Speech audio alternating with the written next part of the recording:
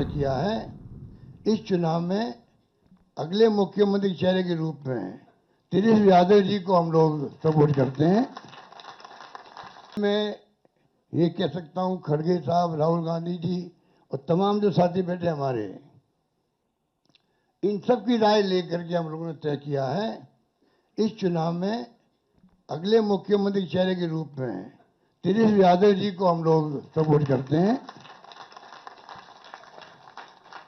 जो एक नौजवान है, लंबा फ्यूचर है इनके साथ में, और मेरा अनुभव से मैं कह सकता हूं, जिसका लंबा फ्यूचर होता है पब्लिक उनको साथ देती है। ये नौजवान है, कमिटमेंट रखते हैं। पिछली बार भी जो उन्होंने स्लोगन दिए थे, नौकरी के दो या कोई दो, या जो वादे किए थे उसमें खरे उतरेंगे। ऐसा व्यक्तित्व आपके सामने नौजवान के रूप में आया है। सोच समझ के सबने फैसला किया है। ये नेता के रूप में उतरेंगे मैदान में। राहुल गांधी जी ने मिलकर जो यात्रा करी थी, बड़ा इम्पैक्ट है।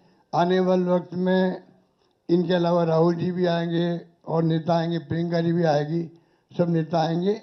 और हम सब जो बैठे स्टेज पर, सब मिलकर संकल्प किए हुए हैं कि जो हालात देश के हैं, देश हित के अंदर और देश चाहता है उसके अनुसार हम चाहेंगे कि बिहार में ये जो लंबे समय तक नीतीश कुमार जी रहे हैं सत्ता में, अब कुछ कर नहीं पा रहे। अब तो हम पूछना चाहते हैं अमित शाह जी से, इनकी पार्टी के अध्यक्ष जी से, क्या पता ही हमारा नेता तो हो गया तेजस्वी यादव, आपका नेता कौन है बता दीजिए।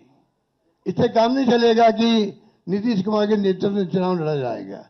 अगला मुख्यमंत्री का उम्मीदवार आपका कौन है, ये उनको बताना पड़ेगा। ये हमारी मांग है। और मांग क्यों है? इसलिए है, आपने देखा महाराष्ट्र के अंदर जो शिंदे थे, वो मुख्यमंत्री तत्कालीन, इन नेताओं ने कहा शिंदे के लीडरशिप में चुनाव लड़ा जाएगा। मैसेज दिया गया ये मुख्यमंत्री बनेंगे, और बाद में मुख्यमंत्री बना दिया और किसी को। यही बात लागू यहां हो रही है। अमित शाह जी आए, कह के चले गए कि हम चुनाव के बाद में तय करेंगे मुख्यमंत्री कौन बनेगा हमारा, पर नीतीश कुमार के नेतृत्व में चुनाव लड़ा जाएगा। तो महाराष्ट्र का एग्जाम्पल सबके सामने। इसलिए मैं इतना ही कहना चाहूंगा कि चुनाव में हम लोगों ने सोच समझ के तेजस्वी जी को घोषित किया नेता, और हमें पूरा यकीन है कि जो है तेजस्वी जी की घोषणा करना मायने रखता है। साथ में सबकी राय बनी है कि जो हमारे अन्य पिछड़ा वर्ग के साथी हैं, मुकेश सहनी जी, जिनको आप सब जानते हैं, मुकेश सहनी जी, जो एक संघर्ष करते हुए यहां तक पहुंचे हैं, अपनी पार्टी बनाई है, अपनी अकल और होशियारी से, अपनी मेहनत से बनाई है, गरीबों के मसीहा के रूप में, अपनी कौम के मसीहा के रूप में उभर के आए हैं। ऐसे नौजवान को हमने तय किया है वो उप मुख्यमंत्री होंगे। साथ में